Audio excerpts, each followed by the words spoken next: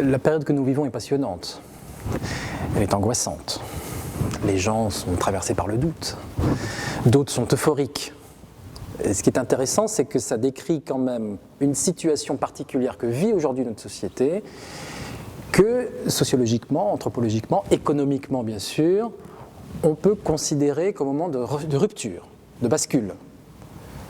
Et c'est aujourd'hui particulièrement qu'on commence à avoir le recul pour analyser ce qu'a été toute notre société, notre modèle occidental, notre modèle des médias, ce qu'a été les aspirations des différents publics et les femmes en particulier. Et c'était important d'avoir donc une étude qui n'avait pas peur d'investiguer la question des valeurs, la question des mutations, et c'était important aussi d'aller investiguer, voir comment ces transformations de valeurs allaient modifier des questions médias, des questions techniques, des questions de diffusion, des questions d'influence.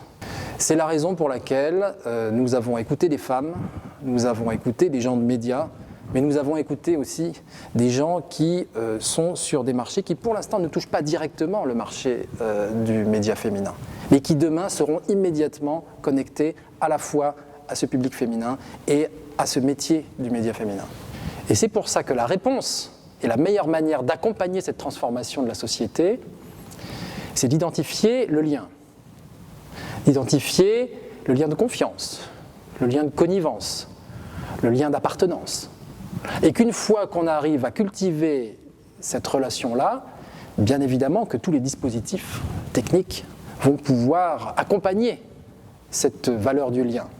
Je crois que le média féminin, qui a toujours eu cette fonction historique d'accompagner les femmes et le monde économique dans des moments de transformation, vit aujourd'hui un moment clé de son histoire, de bascule, de reconfiguration vers quelque chose qui nous appartient de définir.